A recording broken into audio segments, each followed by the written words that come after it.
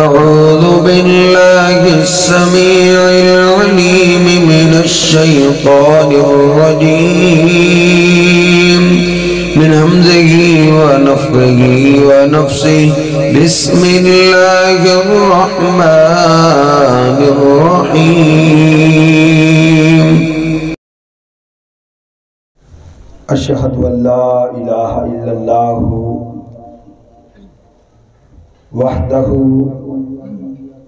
وحده لا شريك له وأشهد أن محمدا عبده ورسوله اللهم صل على محمد وعلى آله وأصحابه وسلم اعوذ باللہ السمیع العلیم من الشیطان الرجیم بسم اللہ الرحمن الرحیم یا ایہا الذین آمنوا ادخلوا فی السلم کافہ ولا تتبعوا خطوات الشیطان انہ لکم عدو مبین قال النبی صلی اللہ علیہ وسلم لا یؤمن احدکم حتی یکون ہواہ تابعا لما جئت به او کما قال النبی صلی اللہ علیہ وسلم۔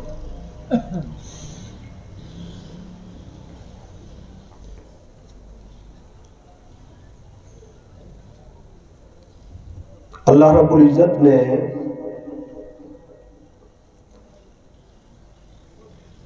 ہمیں مکمل طور پر اسلام کے اندر داخل ہونے کا حکم دیا ہے۔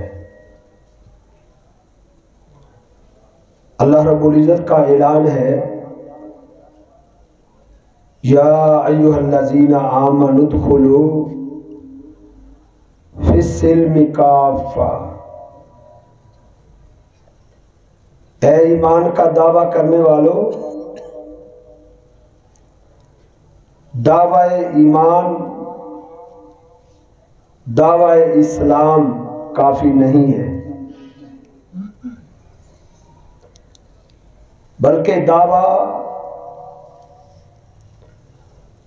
وہ ہوتا ہے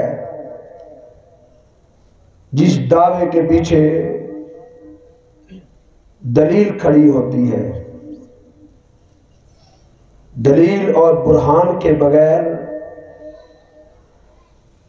ہر قسم کا دعویٰ کوئی حیثیت نہیں رکھتا۔ اسلام اور ایمان اور دینداری کا دعویٰ عمل سے قائم ہو سکتا ہے۔ اس لیے اللہ رب العزت نے فرمایا ادخلوا فی السلم کافہ، اسلام میں پورے کے پورے داخل ہو جاؤ۔ کیا معنی ہے اس کا؟ کیا مفہوم ہے اس کا؟ کیا تقاضا ہے اس آیہ مبارکہ کا کہ سر کے بالوں سے لے کر پاؤں کے ناخن تک مکمل اسلام غالب ہونا چاہیے۔ گھر کی چار دیواری ہو یا فیکٹری، کارخانہ، دکان، مارکیٹ ہو، کھیتوں کھلیان ہو، خوشی غمی ہو، زندگی کے تمام معاملات کو اسلام کے تابع بنا دینا، اسلام کے مطابق ڈھال لینا، مکمل طور پر اسلام کا رنگ اپنے اوپر چڑھا لینا، اس کا نام دینداری ہے، اس کا نام اسلام ہے، اس کا نام ایمان ہے۔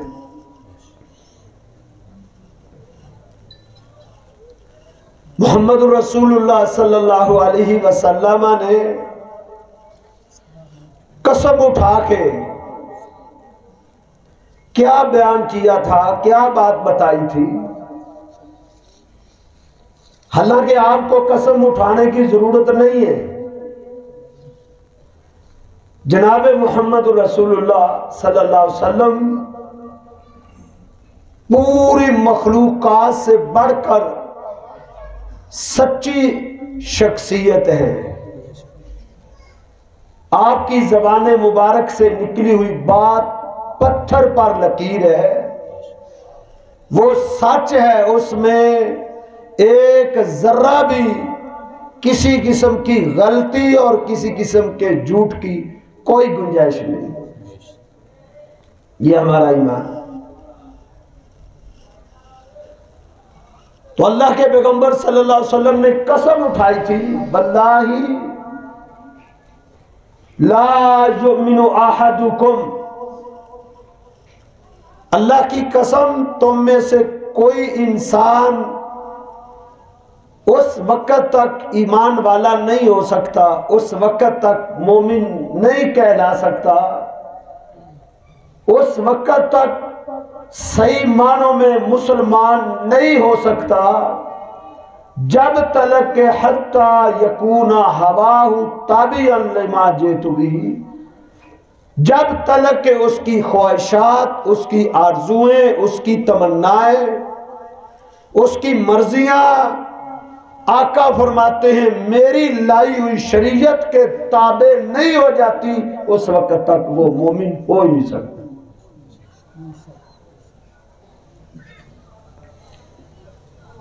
اور یہی بات اللہ رب العزت نے اپنی لا ریب کتاب میں بیان کی ہے. میرے آقا کی زبان مبارک سے جو نکلتا ہے وہ بھی حق ہے، وہ بھی وہی ہے، کیونکہ میرے آقا اپنی طرف سے نہیں بولتے تھے. وما ينطق عن الهوى ان هو الا وحی یوحى. اللہ فرماتے ہیں لوگوں، میرا پیغمبر جب کلام کرتا ہے، میرا پیغمبر جب بات کرتا ہے، میرا پیغمبر جب تمہیں دین کی باتیں بتلاتا ہے تو وہ اپنی طرف سے نہیں بولتے، اللہ کی وحی سے کلام کرتے. آقا کی زبان سے حق نکلتا تھا. آپ نے عبداللہ بن عمر بن عاص سے کہا تھا اکتب یا عبداللہ فوالذی نفس محمد بیدہ ما یخرج من لسانی الا الحق. عبداللہ، میری زبان سے نکلنے والے ایک ایک بول کو، میری زبان سے نکلنے والے ایک ایک جملے کو، میری زبان سے نکلنے والے ایک ایک لفظ کو لکھا کرو، کیونکہ میری زبان سے حق کے سوا کچھ نہیں نکلتا. میرے پیغمبر حق بولتے تھے. اور یہ شان، یہ عظمت، یہ مقام، یہ مرتبہ، یہ رفعت اور یہ عظمت ایک ہستی کی ہے، ایک ہستی کی، وہ محمد الرسول اللہ صلی اللہ علیہ وسلم. اور یہ حق اگر اللہ کی یہ زمین کے اوپر، آسمان کی یہ چھت کے نیچے اگر یہ حق کسی گروہ نے، کسی جماعت نے میرے آقا کے لیے خاص کیا ہے تو وہ ایک جماعت اللہ کے فضل سے، وہ ایک گروہ ہے، وہ اہل الحدیث ہے جو کہتے ہیں یہ در آمنہ کے در یتیم کا یہ مقام ہے، یہ خاصہ ہے، یہ اس کی عظمت ہے کہ اس کی زبان سے نکلنے والا بول صرف وہ حق ہے. امتی کی زبان سے نکلنے والی بات غلط بھی ہو سکتی ہے، حق بھی ہو سکتا ہے. یہ صرف ہمارا عقیدہ ہے، یہ ہمارا منہج ہے. دنیا کا کوئی گروہ ایسا پیش کرے، دنیا کا کوئی فرقہ ایسا لے آئے، دنیا کی کوئی جماعت ایسی لے آئے جو یہ کہتے ہو کہ صرف اور صرف حق وہ ہے جو جناب محمد رسول اللہ صلی اللہ علیہ وسلم کی زبان مبارک اور آپ کے عمل سے نکلے. صرف ایک جماعت کے سوا آپ کوئی جماعت نہیں پیش کر سکتے. آپ جس سے بھی پوچھیں گے وہ کہیں گے آقا بھی حق بولتے تھے, امام ابو حنیفہ بھی حق بولتے تھے, آقا بھی غلطی سے پاک تھے, امام ابو حنیفہ بھی غلطی سے پاک تھے. آپ جس سے بھی پوچھیں گے وہ یہ کہے گا آقا کی زبان سے نکلنے والی ہر بات بھی حق ہے.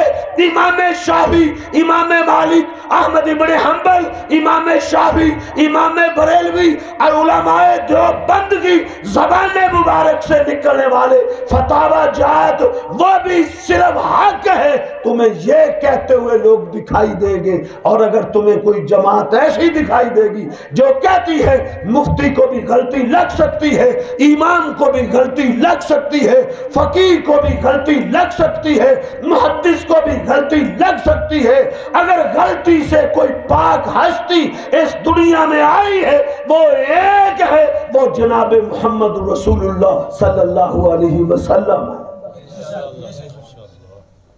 یہ ہمارا منہج ہے, ہمارا.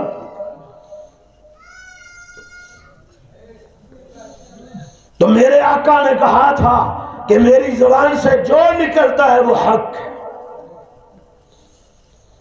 لیکن اس کے باوجود آپ قسم اٹھا رہے ہیں اور قسم اٹھا کے کہہ رہے ہیں والذی نفس محمد بیدہ, مجھے اس ذات کی قسم جس کے ہاتھ میں محمد رسول اللہ صلی اللہ علیہ وسلم کی جان ہے, لا یؤمن احدکم, تم میں سے کوئی شخص اس وقت تک مومن نہیں ہو سکتا جب تلک کہ اس کی تمام خواہشات, اس کی آرزویں, اس کی تمنائیں میری لائی ہوئی شریعت کے تابع نہیں ہو جاتی. اور یہی بات میرے رب نے کہی ہے اپنی کتاب قرآن مجید میں بھی, وہ بھی وہی ہے, میرے پیغمبر کا فرمان بھی وہی ہے.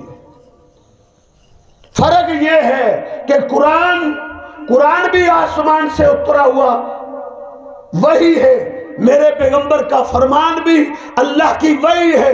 فرق کیا ہے؟ قرآن کلام اللہ ہے, قرآن میرے رب کا کلام ہے, کلام اللہ ہے, یہ میرے رب کی صفت ہے, میرے رب کی صفت رب کا کلام ہے. آقا جب بولتے تھے الفاظ میرے آقا کے تھے, حکم اور مفہوم اللہ کا تھا. اور شریعت کے لحاظ سے, حکم کے لحاظ سے, عمل کرنے کے لحاظ سے, اپنی زندگی میں نافذ کرنے کے لحاظ سے اور عملی زندگی میں نفاذ کے لحاظ سے جو حکم, جو ویلیو, جو حیثیت رب کے قرآن کی ہے وہی حیثیت آقا علیہ السلام کے فرمان کی. تو اللہ رب العزت نے بھی کیا فرمایا, فلا وربک لا یؤمنون. اے میرے محبوب پیغمبر, میں تیرا رب, اپنے رب ہونے کی قسم اٹھا کے کہتا ہوں, فلا وربک لا یؤمنون حتی یحکموک فیما شجر بینہم.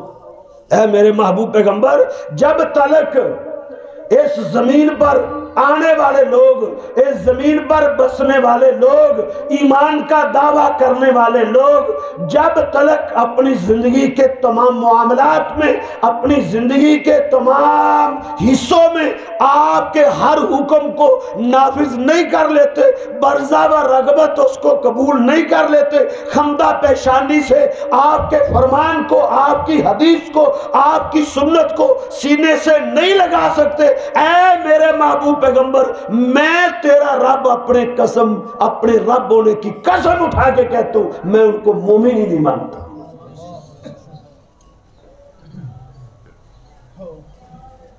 لوگوں, غلط فہمیوں میں رہنا چھوڑ دو, مغالطوں سے باہر آ جاؤ, غلط فہمیوں میں مبتلا نہ ہو جاؤ. ہم آج یہ سمجھ بیٹھے ہیں بس مسلمان کے گھر پیدا ہوئے ہیں, نام ہمارا مسلمانوں کا رکھ دیا گیا ہے, ہمارے کانوں میں اذان مولوی نے دے دی ہے, گڑتی ہمیں مسلمانوں نے دے دی ہے, بس جس طرح کی مرضی زندگی بسر کرتے چلے جائیں. ہمارا اسلام ہے, ہمارا ایمان ہے, ہمارے لیے جنت پکی ہے. نہ میرے بھائیوں, دھوکے میں نہ رہنا، مغالطے میں نہ مارے جانا، اس کا نام اسلام نہیں ہے۔ اسلام یہ ہے آپ کو مکمل طور پر اسلام کے اندر داخل ہونا ہوگا، اپنی وضع کو، اپنی قطع کو، اپنے لباس کو، اپنی حجامتوں کو، اپنے لباس، اپنی نشست و برخاست کو، اپنی خوشی اور غمی کو، اپنی جو ہے نا زندگی کے تمام معاملات کو میرے پیغمبر کی سنت کے مطابق ڈھالنا ہوگا۔ اس کا نام اسلام ہے۔ فَلَا وَرَبِّكَ لَا يُؤْمِنُونَ حَتَّى يُحَكِّمُوكَ فِي مَا شَجَرَ بَيْنَهُمْ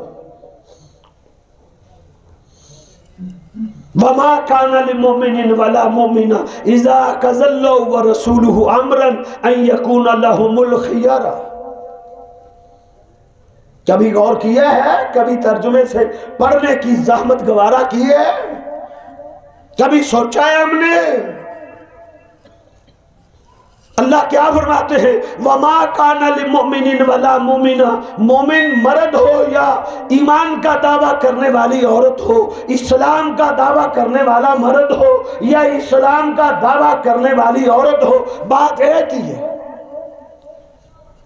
وَمَا كَانَ لِمُؤْمِنٍ وَلَا مُؤْمِنَةٍ، کوئی مومن کوئی مرد، وَمَا كَانَ لِمُؤْمِنٍ وَلَا مُؤْمِنَةٍ إِذَا قَضَى اللَّهُ وَرَسُولُهُ أَمْرًا أَن يَكُونَ لَهُمُ الْخِيَرَةُ، جب اللہ کا حکم آ جائے، جب پیغمبر علیہ السلام کا فرمان آ جائے، جب پیغمبر کی سنت کا پتہ چل جائے، جب پیغمبر کی حدیث کا علم ہو جائے، اب کسی مومن مرد اور کسی مومن عورت کے یہ لائق نہیں ہے کہ یکون لہم الخیارہ، وہ اپنی مرضی کرے، وہ اپنا اختیار چلائے، وضع قطع اپنی مرضی کی، لباس اپنی مرضی کا، حجامتیں اپنی مرضی کی، خوشی اپنی مرضی کی، غمی اپنی مرضی کی، کاروبار اپنی مرضی کا، کھیت و کھلیان اپنی مرضی کا۔ یہ اس کا نام اسلام نہیں۔ اسلام کیا ہے؟ لَقَدْ كَانَ لَكُمْ فِي رَسُولِ اللَّهِ أُسْوَةٌ حَسَنَةٌ، تم نے قدوہ بنانا ہے، تم نے اسوہ بنانا ہے، تم نے نمونہ اور آئیڈیل بنانا ہے، تو جناب محمد رسول اللہ صلی اللہ علیہ وسلم کی ذات بابرکت کو بنانا ہے۔ تم نے اپنی نشست میں، اپنے لباس میں، اپنی حجامت میں، اپنی زندگی کے تمام معاملات میں محمد رسول اللہ صلی اللہ علیہ وسلم کی نقالی کرنی ہے۔ اس کا نام اسلام ہے۔ اس آیت کا شان نزول آپ پڑھ کے دیکھیں نا، وَمَا كَانَ لِمُؤْمِنٍ وَلَا مُؤْمِنَةٍ، کسی مومن مرد اور کسی مومن عورت کے لائق نہیں کہ وہ اپنی مرضی کرے۔ انصار کی وہ خاتون جس کے رشتے کے لیے جلیبیب کالی رنگت والا گیا تھا، اس نے دروازے پہ دستک دی، اس کا باپ باہر نکلا۔ جلیبیب کہتے ہیں مجھے اللہ کے پیغمبر نے تمہارے پاس بھیجا ہے، اپنی بیٹی کا رشتہ میرے ساتھ کر دو۔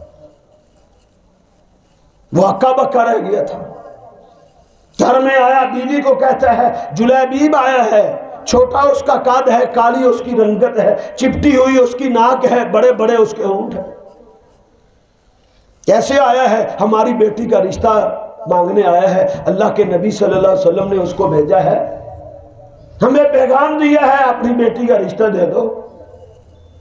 دونوں میاں بیوی سوچ میں پڑ گئے، ہماری بیٹی خوبصورت ہے، ہماری بیٹی قد آور ہے، یہ چھوٹے قد کا ہے، کالی اس کی رنگت ہے، غریب و مفلس ہے۔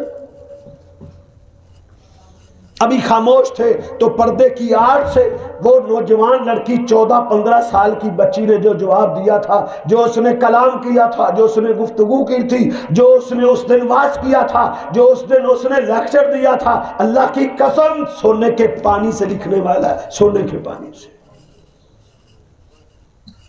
یہ وہ لوگ تھے جنہوں نے اسلام کو سمجھا تھا، جنہوں نے دین کو سمجھا تھا۔ ہم نے اسلام، ہم نے دین یہ سمجھ لیا، میرا باپ مسلمان تھا، میرا دادا مسلمان تھا، میرا پردادا مسلمان تھا، میں مسلمانوں کی لڑی میں مسلمانوں کے خاندان میں پیدا ہوا ہوں، جو چاہے کرتا رہوں۔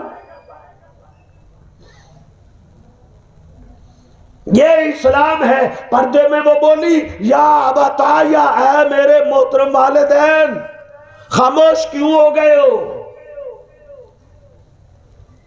تم جلیبیب کی کالی رنگت کو دیکھ رہے ہو نا، تم جلیبیب کی جو ہے چپٹی ہوئی ناک کو دیکھ رہے ہو، تم اس کے بڑے بڑے ہونٹ کو دیکھ رہے ہو، تم اس کی غربتوں کو دیکھ رہے ہو۔ اے میرے محترم والدین، تم یہ نہ دیکھو کہ اس کی رنگت کالی ہے، چپٹی ہوئی اس کی ناک ہے، تم یہ دیکھو من ارسلہ، اس کو بھیجنے والی ہستی کون ہے۔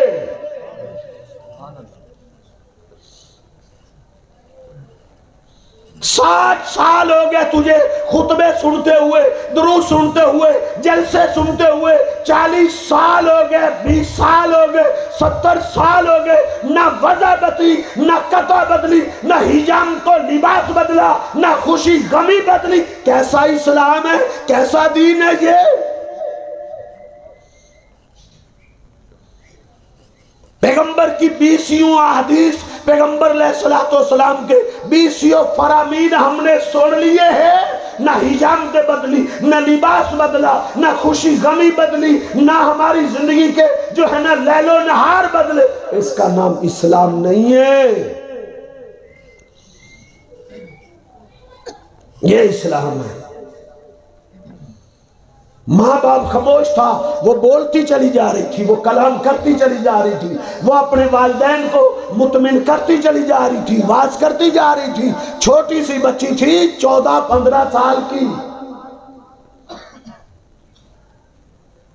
اور نوجوانوں، تم نوجوان ہو، تمہارے اندر قوت ہے، تمہارے اندر طاقت ہے، تم اپنا حکم نافذ کر سکتے ہو، تمہیں کوئی پوچھنے والا نہیں ہے، تمہیں کوئی روک نہیں تک سکتا، تمہیں کوئی ٹوک نہیں سکتا، تمہیں کوئی کہہ نہیں سکتا۔ تم نے چہرے پر پیغمبر کی سنت کو کیوں سجایا ہے؟ تمہیں کوئی نہیں زور ڈال سکتا۔ تم نے اپنی شلوار کو تخنے سے اوپر کیوں کیا ہے؟ تمہیں کوئی نہیں کہہ سکتا۔ تم نے اپنی شادی پر کنجر کیوں نہیں نچائے؟ تمہیں کوئی نہیں کہہ سکتا۔ تم نے ڈھول باجا کیوں نہیں بجایا؟ تم اگر جرات کرو، ہمت کرو، تم اگر میدان عمل میں آ جاؤ، دنیا کی کوئی طاقت تمہارے مقابلے میں نہیں ٹھہر سکتی۔ لیکن تم بزدل ہو گئے ہو، بزدل، تم مرد نہیں ہو۔ مرد بن کے دکھانا داڑھی کے ساتھ مرد ہوتا ہے۔ مرد بن کے دکھا، پیغمبر کی سنت کو، پیغمبر کی حدیث کو اپنے وجود پر نافذ کر، مرد بن کے دکھا۔ کیا فرق ہے تیرا اور اس کے؟ اس کے چہرے پر بھی داڑھی نہیں ہے، آپ کے چہرے پر بھی داڑھی نہیں ہے۔ ایک عورت اور مرد کے درمیان فرق کیا رہ گیا؟ کیسا انقلاب تھا، کیسا انقلاب تھا۔ روح پھونک دی تھی، قوت و طاقت آ گئی تھی۔ مرد تو مرد تھے، مرد تو مرد تھے، ان کو کوئی نہیں ہلا سکا تھا۔ ماحول، معاشرہ انہیں متاثر نہیں کر سکا تھا۔ خاندان، قبیلہ، برادری ان کو مجبور نہیں کر سکی تھی۔ تم آج کہتے ہو میں اپنے بیٹے کی شادی پر اگر میں نے بھنگڑے نہ ڈالے، میں نے اگر اپنے بیٹے کی شادی پر مہندی نہ کی، میں نے اگر اپنے بیٹے کی شادی پر ڈھول باجا نہ بجایا، میرا خاندان چلا جائے گا، میری برادری ناراض ہو جائے گی، میرے رشتہ دار مجھ سے چھوٹ جائیں گے۔ کوئی مرد ہے؟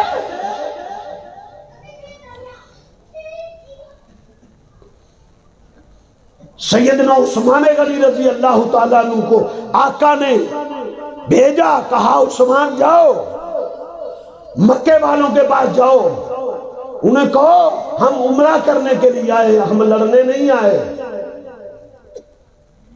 ہمیں عمرہ کرنا دیا جائے۔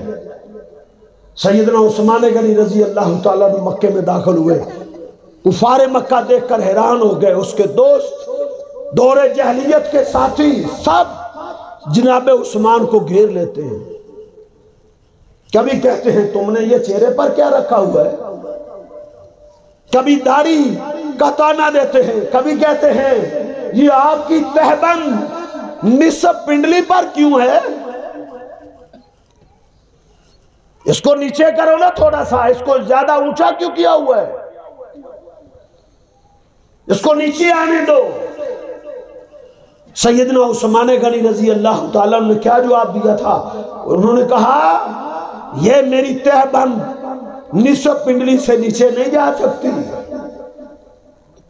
ایک اینچ بھی یہاں سے نیچے نہیں جا سکتی۔ کہا کیوں؟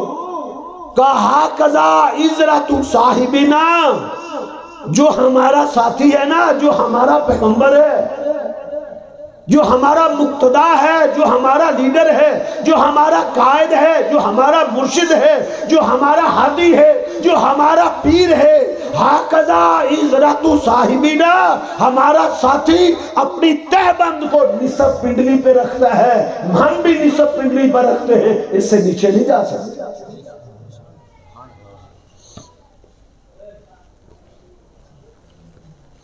کیوں؟ وہ ان فلسفی موشگافیوں میں نہیں پڑھتے تھے یہ فرض ہے کہ نفل ہے، واجب ہے یا مستحب ہے، اس کا حکم ہے یا حکم نہیں ہے۔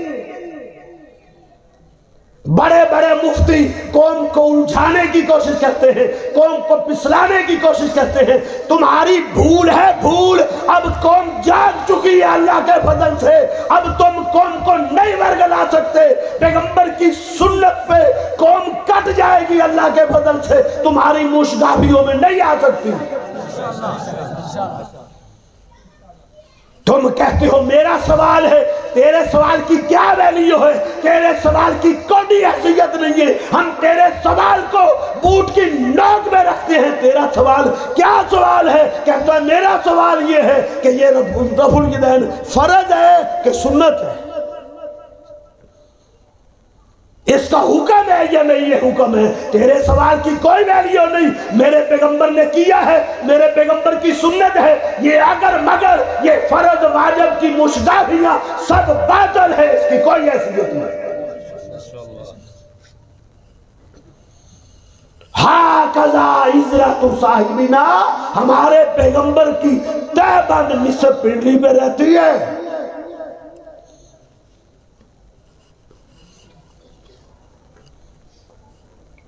تو اہل حدیث ہو، آ جاؤ میدان عمل میں، آ جاؤ۔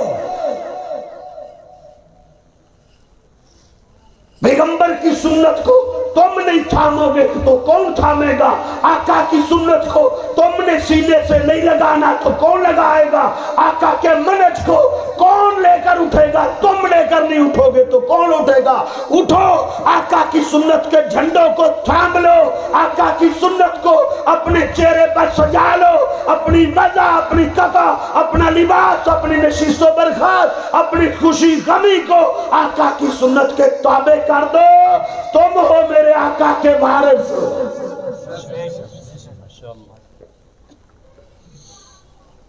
لوگ تمہاری طرف انگلیاں اٹھاتے ہیں، تمہاری طرف، یہ انگلی اور کسی کی طرف نہیں اٹھتی، یہ تمہاری طرف اٹھتی ہے، تمہاری طرف۔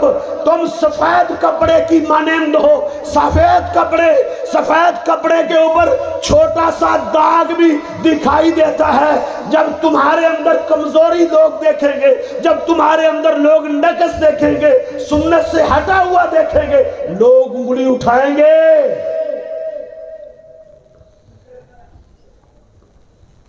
کیوں؟ ان کو پتا ہے سنت کی پابندی کرنے والا طبقہ، سنت کو تھامنے والا طبقہ، سنت کی آبیاری کرنے والا طبقہ، سنت پر عمل کرنے والا طبقہ ایک ہے، وہ اہل الحدیث ہے۔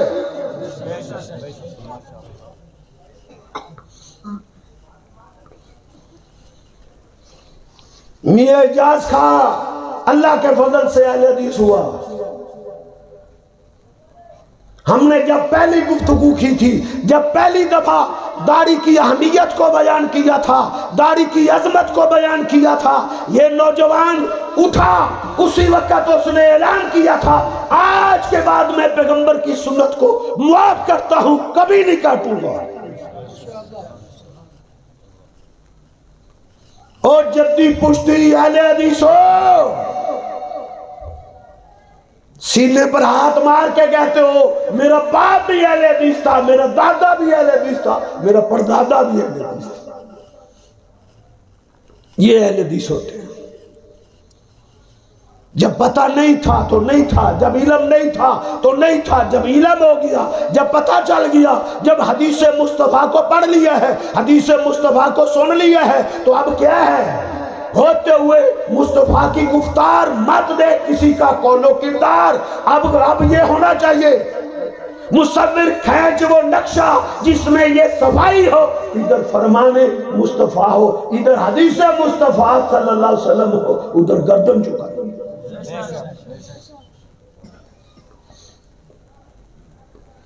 اور میں حیران ہو گیا، میاں اجاز صاحب کہنے لگے مجھے آج تک کسی نے یہ نہیں کہا تھا، کہتے ہیں میں سارے گروہوں میں جو بھی مشہور ہیں،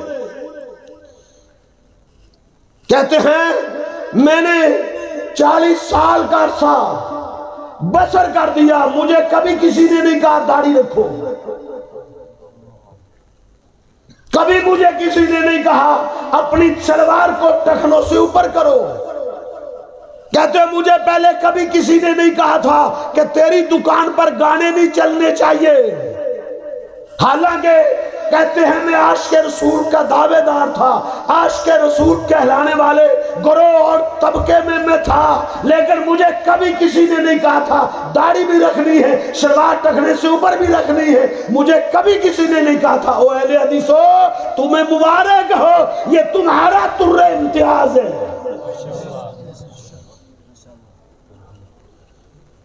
یہ اللہ رب العزت نے تمہیں نوازا ہے، تمہیں۔ ان کا بیٹا کہنے لگا، کہتے ہیں میں بھی اہل حدیث ہو جاتا ہوں، لیکن میری ایک شرط ہے۔ کیوں؟ اسے پتہ چل گیا تھا جو اہل حدیث ہوتا ہے اس کا کردار پھر کیسا ہوتا ہے، اہل حدیث جو ہوتا ہے اس کا عمل کیسا ہوتا ہے، اس بچے کو پتا تھا نا، اس لیے وہ کہنے لگا میں بھی اہل حدیث ہونے کے لیے تیار ہوں، مجھے بھی پورا فہم آ گیا ہے، مجھے پورا ادراک آ گیا ہے، مجھے حق کا پتہ چل گیا ہے، حق کس کے پاس ہے، دلائل و براہین کو میں نے دیکھ لیا ہے، دلائل و براہین کا مجھے پتہ چل گیا ہے، لیکن میری ایک شرط ہے کہ تم نے مجھے گانے سے روکو گے، گانوں سے روکو گے مجھے۔ کہتا مجھے نہیں روکنا۔ تو پتہ چلا نا، اسے پتہ تھا یہ اہل حدیث کا طر امتیاز ہے اللہ کے فضل سے کہ مسلک اہل حدیث کے اندر موسیقی نہیں ہے، مسلک اہل حدیث کے اندر یہ جو ہے نا یہ موسیقی اور یہ ڈھول ڈمکے، یہ مسلک اہل حدیث کی شان عظمت رفت نہیں ہے۔ دوسری طرف کوئی مسئلہ نہیں ہے نا، اسی لیے ان کے دائی، ان کے مبلغ، دعوی عشق کرنے والے، انہوں نے ڈھول ڈھمکے کی محفلوں میں خود بیٹھے، خود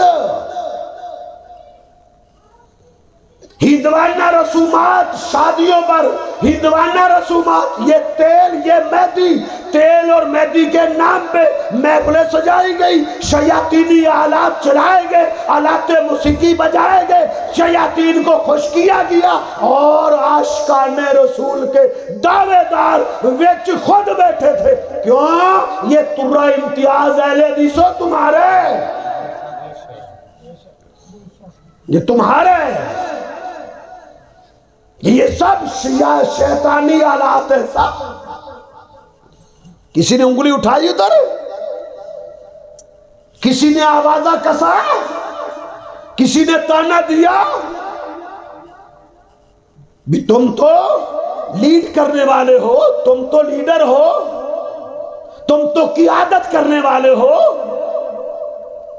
تم تو عاشق مصطفیٰ کی ریلیوں، عاشق مصطفیٰ کے نکلنے والے جلوسوں کی قیادت کرنے والے ہو، تم اس محفل میں کیوں بیٹھے ہو؟ تم جہاں آلات موسیقی چل رہے ہیں، کسی نے روکا، کسی نے ٹوکا، کسی نے انگلی اٹھائی، کسی نے تانا دیا؟ نہیں، یہ طر امتیاز صرف اور صرف تمہارا اہل حدیث ہو۔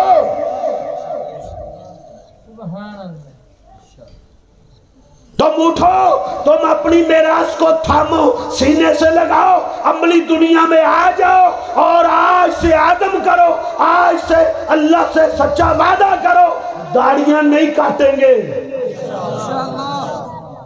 اپنی شلواروں کو، اپنی تہبند کو ٹخنوں سے اوپر رکھیں گے، جھوٹ نہیں بولیں گے، نشہ نہیں کریں گے، دھوکہ نہیں دیں گے، فراڈ نہیں کریں گے، خیانت نہیں کریں گے،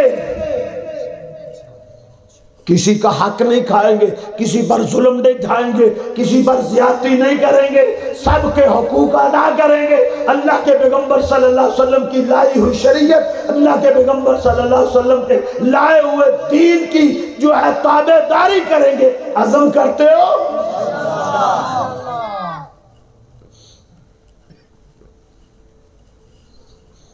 امام شافعی رحمہ اللہ کیا کہا کرتے تھے؟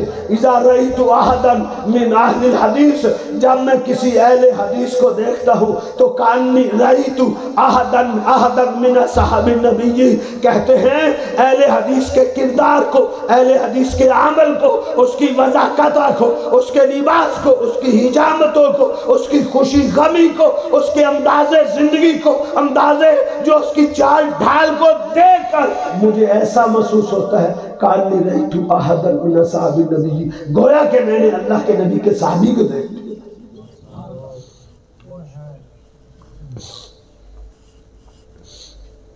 اور یہاں میں بچی کی بات کر رہا تھا، اور نوجوانوں، یہ 14-15 سال کی بچی جس کی اپنی مرضی نہیں چلتی،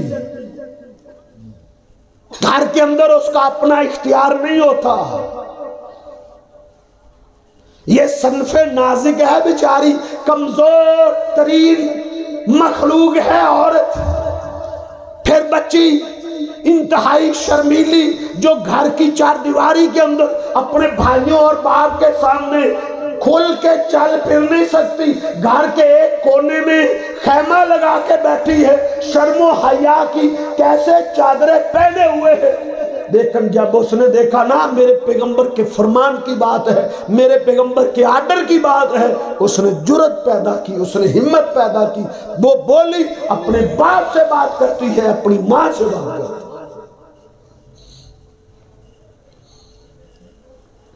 کیا کہتی ہے؟ اے میرے محترم والدین،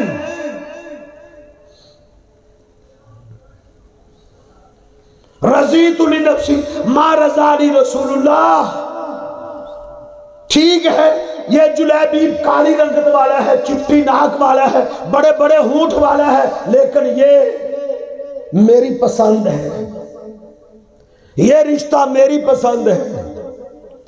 غربت اس کے گھر میں ڈیرے ڈالے ہوئے ہے، پھیری لگاتا ہے، پھیری، لیکن یہ رشتہ میری پسند ہے۔ کیونکہ یہ رشتہ میرے آقا کی پسند ہے۔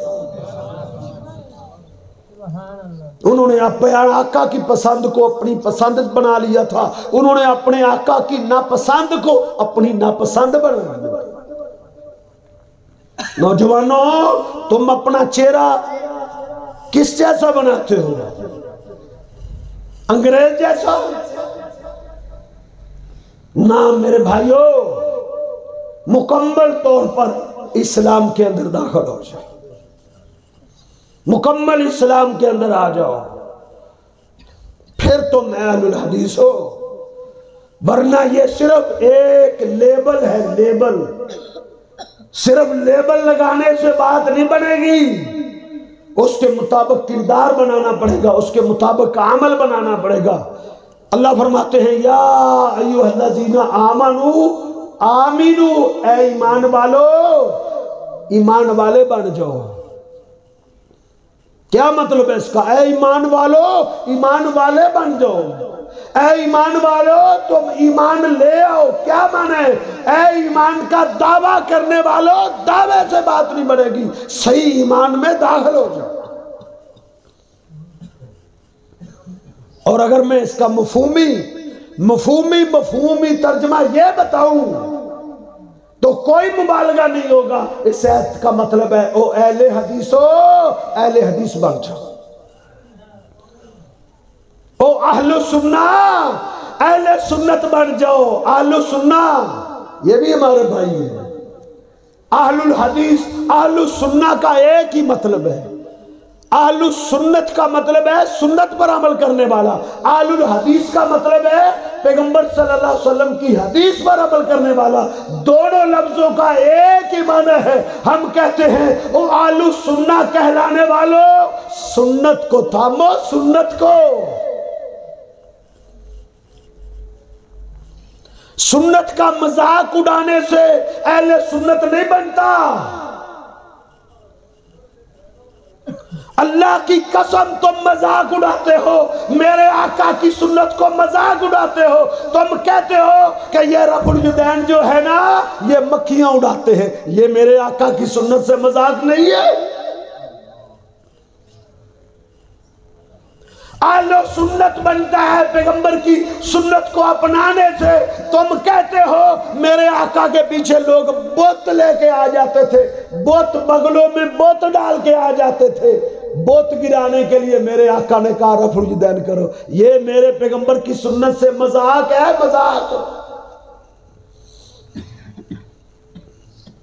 یہ سب جھوٹی کہانیاں ہیں، یہ سب قصے ہیں، قصے، یہ گپ ہے، گپ کہ نبی علیہ السلام کے پیچھے لوگ بت لے کے آگے نماز پڑھتے تھے۔ اللہ کی قسم یہ گپ ہے۔ میرے آقا کے پیچھے نماز ابو بکر پڑھتے تھے، عمر پڑھتے تھے، عثمان پڑھتے تھے، علی پڑھتے تھے، جناب بلال پڑھتے تھے۔ وہ بت چھوڑنے کے لیے تو انہوں نے مارے کھائی تھی، کیا انہوں نے میرے آقا کے پیچھے بت لے کے آنا تھا؟ تم نے کوئی سوچنے کی زحمت گوارا نہیں کی کہ ہم کس پر الزام لگا رہے ہیں۔ اہل سنت کا معنی ہے آقا کی سنت کا تابع دار، آقا کی سنت پہ چلنے والا۔ اہل سنت کا یہ معنی تو نہیں ہے کہ وہ اماموں کی تقلید کرنے والا، اہل سنت کا یہ معنی تو نہیں ہے کہ وہ جو ہے امتیوں کو اپنا پیر اور اپنا مرشد اور اپنا ہادی بنا لے، بس پیر اور امام جو کہتے چلے جائیں، آنکھیں بند کر کے وہ اپناتا چلا جائے۔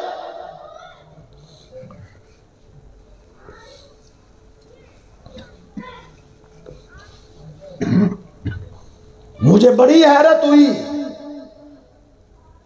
پچھلے دنوں میں ایک مولوی صاحب آئے، مجھے اس کا ایک کلپ سنایا گیا، کہتے ہیں ہمیں اہل حدیث کہتے ہیں کہ تم اس طرح کی نماز پڑھو جس طرح کی نماز سعودی عربیہ والے پڑھتے ہیں۔ کہتے ہیں نہیں، ہم اس طرح کی نماز نہیں پڑھیں گے جس طرح کی نماز سعودی عرب والے پڑھتے ہیں۔ کیوں غلط بیانی کرتے ہو؟ کیوں جھوٹ بولتے ہو؟ ہم نے کبھی کہا ہے کہ تم اپنی نمازیں سعودی عرب جیسی پڑھو؟ پورا وساوہ گواہ ہے، پورے وساوے کی گلیاں، چوک اور چوراہے اس کے محلے گواہ ہیں۔ ہم نے اللہ کے فضل سے آوازیں اونچی کر دی ہیں، ہمارے پیغام سے، ہماری دعوت سے اس بستی کا ایک ایک کونا اللہ کے فضل سے گونج اٹھا ہے، اور ہم نے اپنا آوازہ بلند کر دیا ہے۔ ہم کہتے ہیں لوگوں اپنی نمازیں آقا علیہ السلام کی سنت کے مطابق بنا لو۔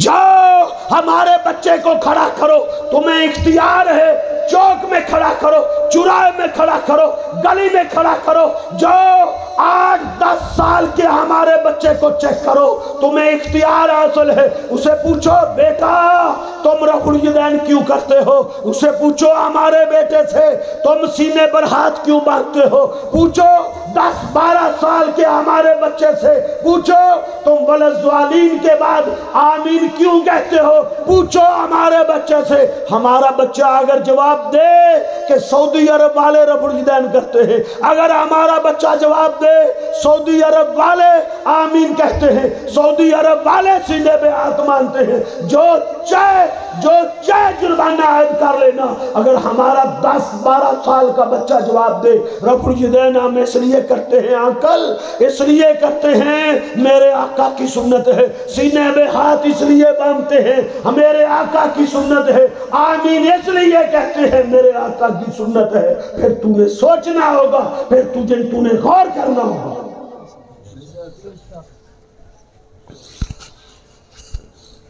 تم نے کیا سمجھا ہے، تم نے کیا جانا ہے، تمہیں کیا علم ہے؟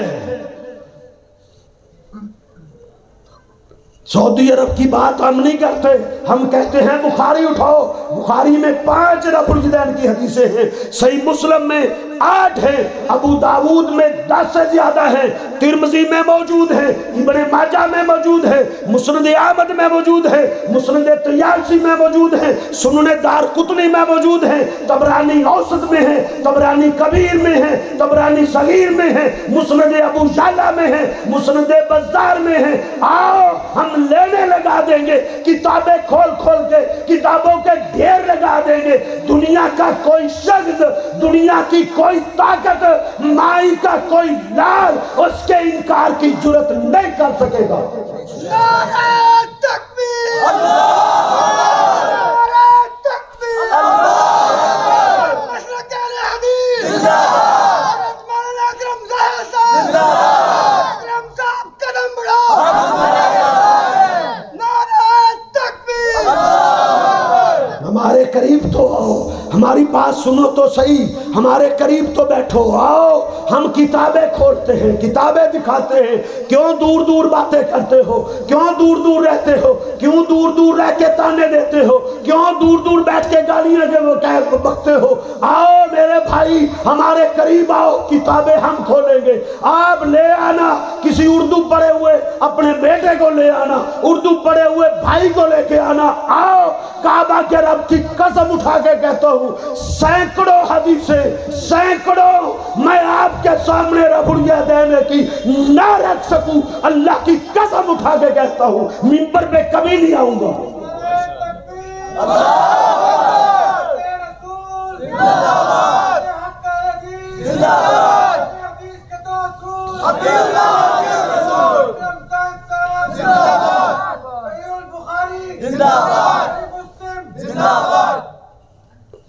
کیوں تکلیف ہوتی ہے؟ ہم اللہ کے پیغمبر صلی اللہ علیہ وسلم کی ایک ایک سنت کا دفاع کرنے والے ہیں، ایک ایک سنت کی آبیاری کرنے والے ہیں۔ انشاءاللہ ہم اپنے اسلاف کی روایات کو زندہ کر کے رہیں گے، ہم اپنے اسلاف کی روایات کو دہرا کر رہیں گے، ہم اپنے اسلاف کی روایات کو جو ہے نا لٹا کر رہیں گے۔ ہمارے اسلاف نے ایک ایک سنت کے لیے اپنے شہر قربان کر دیے تھے، اپنے علاقے قربان کر دیے تھے، انہوں نے آقا کی کسی سنت پر آنچ نہیں آنے دی تھی۔ جاؤ غزنوہ شہر چھوڑا میرے اسلاف نے، وقت کے بادشاہ نے کہا تم تشود میں بیٹھے ہوئے انگلی کو حرکت دیتے ہو، انگلی کو حرکت نہ دو، تم انگلی کو حرکت کیوں دیتے ہو؟ انگلی کو حرکت دینا بند کرو۔ اس نے کہا یہ میرے آقا کی سنت ہے، یہ میرے آقا کی سنت ہے۔ بساوے والا میں بھی ہمارے ایک نوجوان کو روکا گیا، تم تشود میں انگلی کیوں ہلا رہے ہو؟ اس کی دلیل لاؤ۔ ہمارا نوجوان گیا، سنن کبریٰ نسائی لے کر گیا، سنن نسائی لے کر گیا، کہا یہ دیکھو تم کہتے ہو تشود پر انگلی ہلانے کی جو ہے نا حدیث لے کر آؤ، ہم حدیث لے کر آئے ہیں، دیکھو حدیث۔ پسینے چھوٹ گئے تھے، پسینے۔ جب دلیل کا جواب دلیل سے نہیں آتا پھر بدماشی پر اترنے کی کوشش کرتا ہے، پھر ویڈیو بنانے لگے کہ ہم جو ہے نا یہ پولیس کو دیں گے کہ تم آ کے ہمیں تنگ کرتے ہو۔ کیا تنگ کرتے ہیں تجھے؟ وہ کوئی بندوق لے کر تو نہیں آئے تھے، وہ کوئی رائفل لے کر تو نہیں آئے تھے، وہ کوئی پسٹل لے کر تو نہیں آئے تھے، وہ تو آقا کی حدیث کی کتاب اٹھا کے آئے تھے، تم اس کا احترام کرتے، وہ تمہارے مہمان تھے، تم عزت کرتے، تم مہمان کی عزت اس کا حق ہے۔ تم نے آگے سے دھمکیاں دی، اس کا نام حق ہے، اس کا نام اسلام ہے۔ کبھی ہمارے پاس ہم نے بھی دھمکیاں دیے، ہمارے پاس مسجد میں آتے ہیں بھائی، بیٹھتے ہیں گھنٹوں بیٹھتے ہیں، ہم اللہ کے فضل سے دلائل سے سمجھاتے ہیں۔ غزنویٰ کے شہر کو کہا گیا، کہا انگلی کو حرکت دینا بند کرو، کہا نہیں میں نہیں بند کر سکتا، یہ میرے آقا کی سنت ہے، سنت۔ اس نے کہا پھر غزنویٰ سے نکل جاؤ، اس نے کہا ٹھیک ہے، یہ غزنویٰ میرے آباء و اجداد کا شہر ہے، ٹھیک ہے اس غزنویٰ شہر میں میرا خاندان بستا ہے، ٹھیک ہے اس غزنویٰ شہر میں میری بہادری رہتی ہے، ٹھیک ہے اس شہر کے ساتھ مجھے وابستگی ہے، پیار اور محبت ہے، لیکن میں اپنے آقا کی سنت کے لیے ایک شہر کیا، میں اپنے آقا کی سنت پر ہزاروں شہر بھی مجھے قربان کرنے پڑے تو کرتے۔ ہم اپنے اسلاف کی روایات کو دہرا کے رہیں گے، ہم اللہ کے پیغمبر صلی اللہ علیہ وسلم کی سنتوں کو انشاءاللہ اونچا کرتے رہیں گے، دلائل سے ثابت کرتے رہیں گے، ہم انشاءاللہ للکارتے رہیں گے، ہمیں کوئی نہیں للکار سکتا، کسی ماں نے نہیں جڑا جو ہمیں للکار سکے، جو ہمیں چیلنج دے سکے، ہم اللہ کے فضل سے للکار سکتے ہیں، ہم چیلنج کر سکتے ہیں۔ میں نے پچھلے دنوں میں بھی بھائی ذوالفقار کے گھر میں بھی میں نے کہا تھا جو ہمارے مسئلے کا ایک مسئلہ ایسا لے آؤ، ایک جو میرے آقا کی سنت کے خلاف ہو، صحابہ کے نقش قدم سے ہٹ کے ہو، ایک ایسا لے آؤ، ایک تم نہیں لا سکتے۔ یہی وجہ ہے کوئی ہمیں چیلنج نہیں کر سکتا، کوئی ہمیں نہیں للکار سکتا۔ ہم للکار سکتے ہیں، ہم چیلنج کر سکتے ہیں، آؤ کوئی مسئلہ لے لو، تم اپنے کسی ایک مسئلے کو سنت سے ثابت کرو، ایک مسئلے کو، یا مقدار میں تم سنت سے ہٹ جاؤ گے، اگر مقدار صحیح ہے طریقے سے تم ہٹ جاؤ گے۔ نماز کی نیت سے لے کر سلام پھیرنے تک کوئی عمل تو لے آؤ نا، کوئی ایک عمل آقا علیہ السلام کی سنت سے ثابت کرو۔ کہتے ہیں یہ کہتے ہیں جی سعودی عرب جیسی نماز پڑھو، ہم کیا کہتے ہیں؟ ہم کہتے ہیں مدینے جیسی نمازیں پڑھو، مدینے جیسی۔ مدینے کا نام کیوں نہیں لیا؟ ہر وقت تو کہتا ہے مدینہ مدینہ مدینہ، چل مدینہ، آ مدینہ مدینہ۔ او مدینہ مدینہ کرنے والے، تم نے تو مدینے کے نام پہ میرے آقا کے دین کو بھی بدل دیا۔ ایک علاقے میں نے دیکھا وہ السلام علیکم نہیں بلاتے، جب کسی کو ملتے ہیں تو کہتے ہیں مدینہ، اور وہ آگے سے کیا کہتا ہے؟ مدینہ۔ یہ کہتا ہے سلام کیا ہے؟ مدینہ۔ وہ کیا کہتا ہے؟ مدینہ۔ کوئی کہتا ہے آسا لگیاں مدینے نو جان دیاں، میری واری نہ آئے تو میں کی کر تم دو بتے مر جا۔ او مدینہ مدینہ کرتا ہے تو، او مدینہ مدینہ کرنے والے، مدینے کی نماز تیرے پاس ہے یا میرے پاس ہے؟ مدینے کا منہج تیرے پاس ہے یا میرے پاس ہے؟ مدینے کا طریقہ عبادت تیرے پاس ہے میرے پاس ہے؟ آج مدینے پر ہی فیصلہ کر لیتے ہیں۔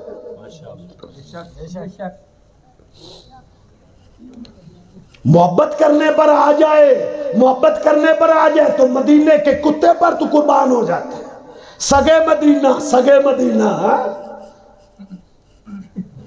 اور ہم ایسی محبت نہیں کرتے، کتا کتا ہوتا ہے وہ مدینے کا ہو، کتا کتا ہوتا ہے وہ پاکستان کا ہو، انڈیا کا ہو، کتا کتا ہوتا ہے۔ یہ کیا بات ہوئی؟ مدینے کا کتا اور ہے، پاکستان کا اور ہے۔ میرے آقا کی چارپائی کے نیچے کتے کا بچہ تھا، وہ مدینے کے کتے کا بچہ تھا۔ آسمان سے وہی آنا بند ہو گئی تھی، کافی دنوں کے بعد وہی آئی۔ آقا نے پوچھا جبریل آپ نے آنے کا وعدہ کیا تھا؟ کہا آقا آپ کے گھر میں ایک کتے کا بچہ داخل ہو گیا تھا، ہم ادھر نہیں جاتے جہاں کتے ہوتے ہیں، جہاں تصویریں ہوتی ہیں۔ تم مدینے کے کتا بننے میں فخر محسوس کرتے ہو، سبحان اللہ۔ یہ کیا عقیدتیں ہیں، یہ کیا پیار ہیں، یہ کیا محبتیں ہیں۔ او آؤ محبت کرنی ہے تو مدینے کا وہ منہج، مدینے کا وہ دین، مدینے کی وہ سنن، اور اللہ کے گھر بیت اللہ کی نمازیں ہیں ہمارے پاس۔ یہ رتبہ بلند ملا جس کو مل گیا، نصیب اپنا اپنا، قسمت اپنی اپنی، مقام اپنا اپنا، یہ اللہ نے ہمارے حصے میں دیا ہے۔ اللہ کے فضل سے مکہ ہمارے پاس ہے، مدینہ ہمارے پاس ہے۔ تم فخر کرو کوفے پر، تم کوفہ کرو، ہمارے پاس مدینہ ہے، ہمارے پاس مکہ ہے۔ ہم سعودی عرب کی بات نہیں کرتے، ہم مکے کی بات کرتے، ہم مدینے کی بات کرتے۔ اب میں زیادہ طوالت میں نہیں جاتا میرے بھائیوں، انہی الفاظ پر میں اکتفا کرتا ہوں۔ علم کی دنیا میں آؤ، سب سے پہلے میں اپنے بھائیوں کو، اپنے اہل الحدیث ساتھیوں کے آگے دوبارہ گزارش کروں گا، تم نے نمونہ بننا ہے، تم نے قدوہ بننا ہے، تم نے اسوہ بننا ہے۔ لوگوں نے تمہیں دیکھ کر اہل حدیث ہونا ہے، تمہیں دیکھ کر۔ اہل حدیث جو تھے نا ہمارے اسلاف، ان کو دیکھ کر لوگ اہل حدیث ہو جاتے تھے۔ ایسا کردار بناؤ، ایسا کیوں؟ تم ہی اس کے وارث ہو۔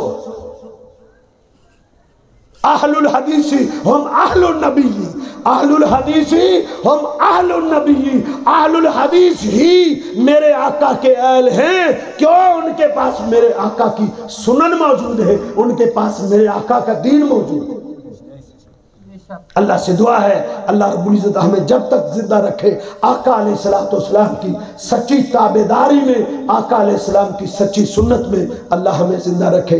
اللہ ہمیں موت دے تو ایمان کی حالت میں موت دے، اور اللہ رب العزت ہمیں قیامت کے دن آقا علیہ السلام کے جو ہے نا حوض کوثر سے، آپ کے ہاتھوں سے اللہ ہمیں حوض کا جام عطا فرمائے، آقا کی شفاعت نصیب فرمائے، جنت میں آپ کا ساتھ نصیب فرمائے۔ قول قولی ھذا استغفر اللہ لی ولکم۔